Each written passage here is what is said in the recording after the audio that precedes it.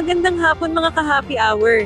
Narito ang mga balita para sa MBC TV Network News Update 5 PM edition.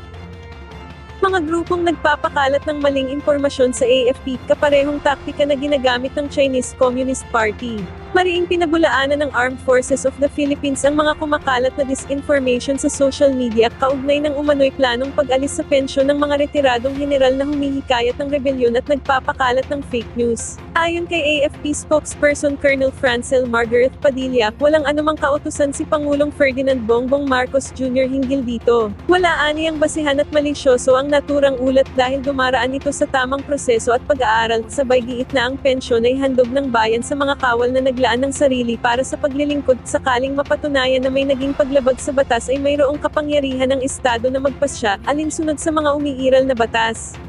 Para naman kay AFP spokesperson for the West Philippines si Rear Admiral Roy Vincent Trinidad, napansin nilang magkapareho ang taktika na ginagamit ng mga nagpapakalat ng disinformation sa AFP sa galaw ng Chinese Communist Party. Kaya panawagan niya sa mga retiradong miyembro ng unipormadong hanay na maging mapanuri at huwag magpagamit sa mga mapagsamantala na tanging sarili ang iniisip.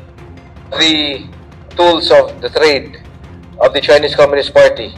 One of the tools in the toolkit is the use of disinformation. And we have seen this very prevalent in the West Philippine Sea.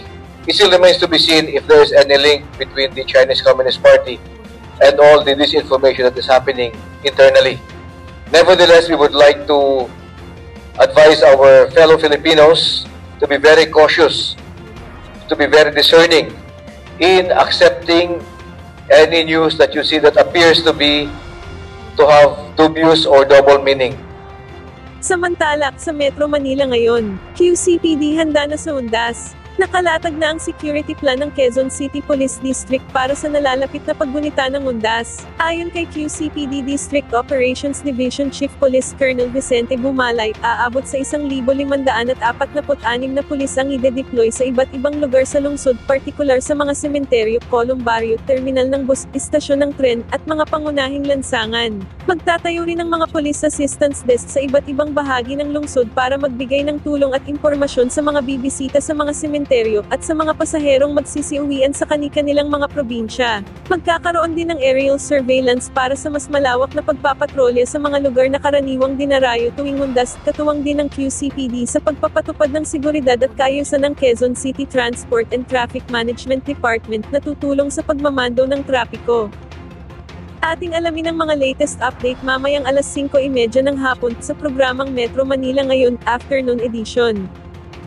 Bago tayo magtapos, narito na ang Christmas countdown ngayong araw ng Martes.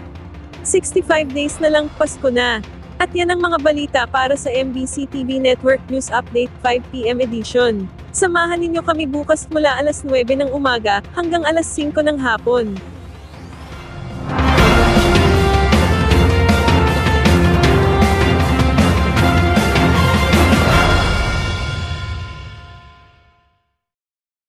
Mga ka-happy hour, kung gusto mong manood ang mga balita sa MBC TV Network News Update, mag-subscribe sa aming YouTube channel, i-like ang aming Facebook page, at i-follow sa aming TikTok account.